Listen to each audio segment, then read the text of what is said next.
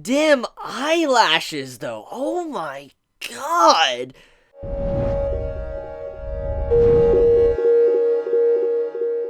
The power of love versus...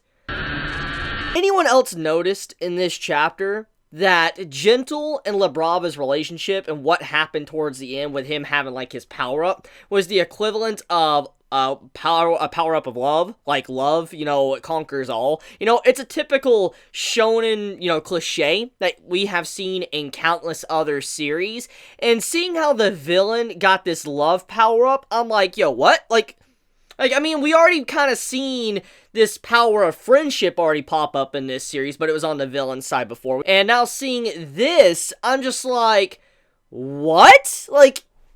Horikoshi, I noticed something. I noticed what you've been doing here. Usually in shonen, the main character and his friends, they get power-ups. Either the power of love or, friendship power-up. But that's not necessarily been the case with Boku no Hero Academia. It's always been the villains getting these type of power-ups. Either it's power of friendship, they're getting buffed up and all that, but then they're, defeated by a hero.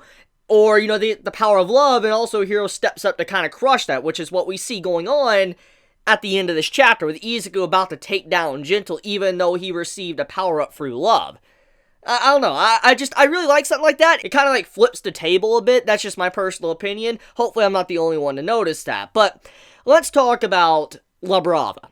So this chapter gives us more La Brava, thankfully, and also reveals her backstory. Now, it didn't reveal everything, obviously. We got enough context to understand why La Brava is like she is. Why she, sought after, Gentle and eventually found him, and now she's like in this relationship with him. We now understand all of that. And her overall backstory, I'm just gonna be honest here, it's sad. It's extremely sad, and it got me somewhat emotional. Not gonna lie, I got a little bit emotional reading it. Now, I know not everybody's gonna, feel the same way after reading the chapter, but I got emotional because it's a very relatable thing, especially for someone like me, someone that's never really been in a relationship. Seeing something like that, I kind of experienced something like that. I have actually experienced something similar to what La Brava went through, not exactly to that extreme of what was going on, which I'll talk about in a moment, but I will say that I felt bad, and it was relatable to me.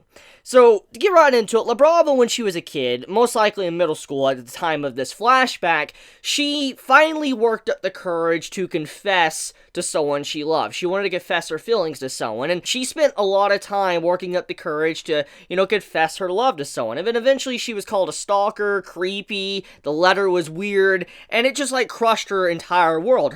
After all this time, all of these hours and everything she spent to try to, build up this courage to, confess, it was just thrown in her face. She was thrown under the bus. And you gotta imagine, that's just gonna destroy you and make you depressed. And as soon as that happened, we get a little bit more of a cut after that scene. Time passes, and you see La Brava, you see her graduation album. You actually see it there, which kind of proves that she is definitely beyond middle school and most likely even beyond high school. Now, most likely I've had to assume she's probably, that graduation album is from middle school, and the time when you see her, just viewing online and stuff, and you just see how she's shut in, you see how her room is trashed. I'm assuming that's in her high school years, and most likely a good amount of time passed while she was a shut-in, and she was even actually contemplating, ending it all. And I'm just like, whoa, Horikoshi, you're going really dark with this chapter, especially with, La Brava's backstory. She got to that point of depression to where she wanted to be done. She wanted to be gone because she didn't feel like there was any point anymore. After everything that happened, how her life was going, she just wanted to be done. And I'm just like, Okay. I know Boku no Hero Academia does have a lot of serious themes to it. I know it is definitely not a normal shonen by any means. It's proved that time and time again. Let's think about what happened to Eri. Perfect example right there. Or the stuff that happened to All Might versus, All for One. There's a lot of good examples to, this series not being like a normal shonen for the, children demographic or teenagers. It does have these adult themes to it. And seeing La Brava's story and seeing how she managed to find happiness through Gentle, I'm like, oh my god, this is the part where it got really relatable for me. And it wasn't just that either. I'm just like, this is also Gentle was like an All Might to La Brava. That's how you can, or what you can get from that. Gentle, he was this icon, this person that was a shining light at the end of a dark tunnel, and he cheered up La Brava to where she could smile again, be happy, and think about the next day. And that's saying a lot. And so that's kind of what Gentle's character is. He is the equivalent of All Might. Now, All Might, as we know, he was the symbol of peace. He's inspired countless others. So many people to become heroes. Izuku, Todoroki, Bakugo, and that's just to name a select few. There is so many characters that have been inspired by other heroes, and they have walked this path thanks to that. Or how villains have been inspired by other villains or vigilantes. Let's think about Stain. He was technically like the symbol of evil, or this icon that was the equivalent of All Might, but on the villain side. And so when you look at these little things, there's always been this icon that's inspired people throughout the series. So this is continuing that theme. It's continuing the theme that we have known and been very aware of for a while now, but it matters a whole lot, because Gentle, the thing is about his character, he always wants to kind of gain his popularity. He wants his popularity to skyrocket, and he wants to become a little bit more famous on, YouTube. But on top of that, he's trying to make the person that's with him the most happy. He even mentions this a while ago, and now we understand. He realizes he has gained a lot from La Brava, and La Brava has equally gained just as much as him. And it's like a nice little comparison to show that these two, they are perfect for each other. They have really helped each other out in time of need. And what really just kind of like wraps the final ribbon on top of this entire relationship is when La Brava, she was trying to figure out how she could, dress up and stylize herself to be able to see Gentle. And we found out that like the blackness around her eyes is actually eyeliner. I'm like, yo, okay, that's cool. I like that little detail. But then it goes one step further, and we see that Gentle, he actually uses a marker around his eyes to make a same looking eye shape as La Brava, which once again shows that he didn't want La Brava to feel out of place. He wanted her to feel like she was at home, like she was safe, like he wasn't making fun of her. And that just blows me away, because now that I think about it, La Brava's entire character, when you think about how she felt Gentle, she is kind of like a stalker. I mean, I remember many saying that. I was actually thinking of making a video on that. Like, just making a short little minute video just saying that, that moment when you realize that La Brava is a stalker. She found Gentle through YouTube and all of that, and then she went to his house. I mean, it is technically. You can consider that. But at the same time, Gentle saved her. He actually did a hero act. He saved her life. So, oh my god, like, this is a really good chapter of Boku no Hero Academia. Just that alone blew me away. And just good job, Horikoshi. Am I the only one that doesn't want Gentle and La Brava to lose now? After seeing something like that, I'm just like, don't let them lose. And I mean, if they do lose, don't throw them in prison. I really hope that they get away now, just because of their relationship. And I guess that's kind of what Horikoshi was going for with this arc. He wants us to think about that, showing that, sometimes there is a gray area between what is called villains and heroes. There's always that gray area, and this is what, the spin-off Vigilante does really well with, and I've talked about this in previous videos. And Stain also is like, even though he leans more to the evil side because of his actions, he's still kind of like in a gray area. And just this right here, once again, kind of blurs that line between what you can really consider a villain or a hero in this moment alone. I mean, what Izuku is doing, he's in the right, but at the same time, what, Gentle and La Brava are doing, they're also, in a way, in the right. They're trying to make the world a better place. Action part of this chapter, my god, Izuku. Like, holy crap. The man straight up used Gentle's own quirk against him, not once, but 2 times. He used it against him. He managed to use the actual crane that was, made into, like, flexible, like, rubber, and he launched himself off of it to chase after Gentle that was in midair. And I'm like, yo, what? And then, while he was flying, he also used the little air. You know how Gentle can turn the air into, like, elastic and stuff, just to, have flexible, like, air and all that.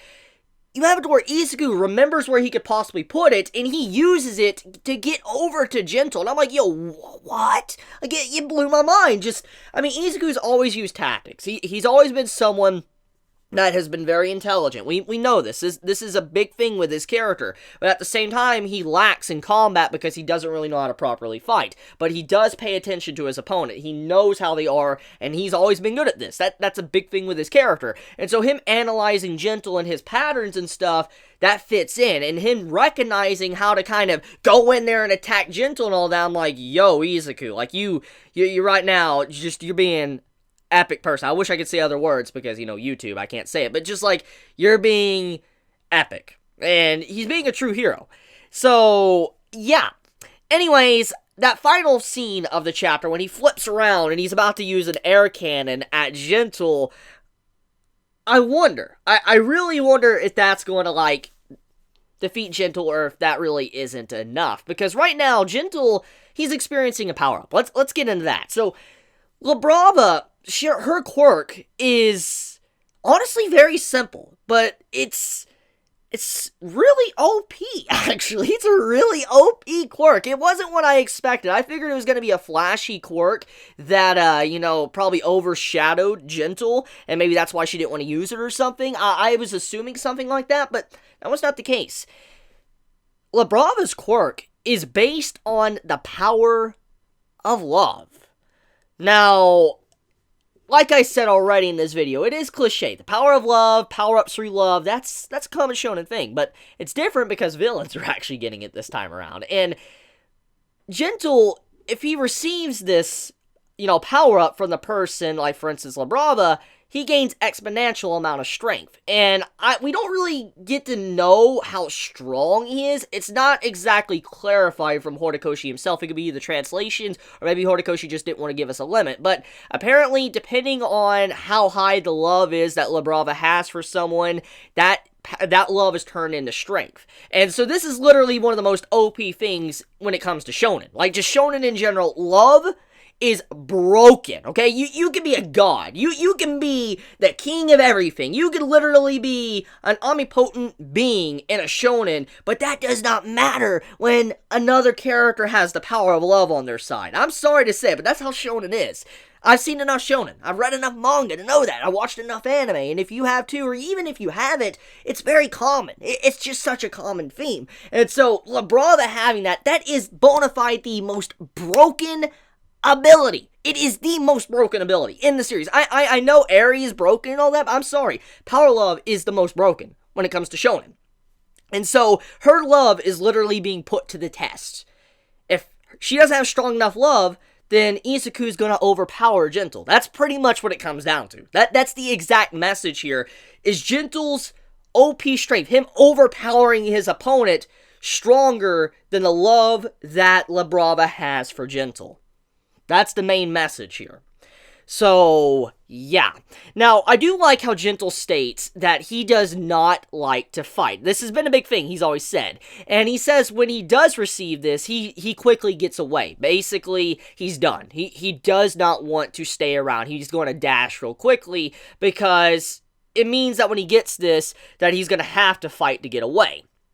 And he wants to just go once it's done. So, this is pretty much the end of the fight. In a way, Izuku most likely has won this. I mean, it seems like because of him forcing Brava to use the quirk, that they're going to probably have to call off this entire plan.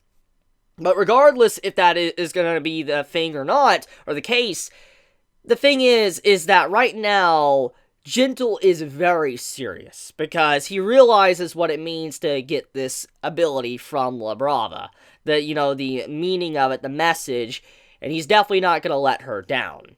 So, yeah, that's crazy. So, let's talk about the miscellaneous, and then I want to wrap up this video. So, the beginning of the chapter opens up with, Monoma. Monoma, actually, he was, in some ways, he was hitting on Kendo. Okay, not gonna lie. Kendo looked pretty fine. She looked good. Yeah.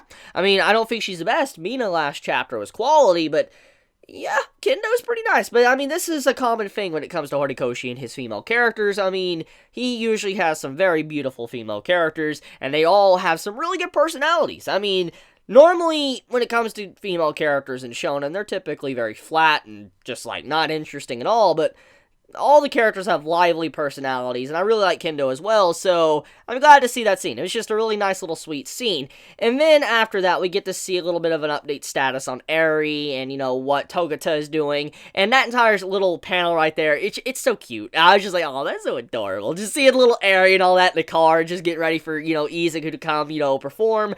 You know, I'm looking forward to it. I don't know if Izuku's going to be able to make it, but, you know, just seeing Eri's sweet, adorable face and all that, it warms up my heart. How do you feel about this chapter? How do you feel about the power of love being on the villain's side? How do you feel about the power of love literally being tested against our MC? Is it strong enough? Can Izuku beat the overpowered cliche that is the power of love? We'll find out. So, I love you guys. You have a wonderful day or night wherever you live. And if you enjoy my content, please subscribe. If you like this video, please leave a like. Chibi out.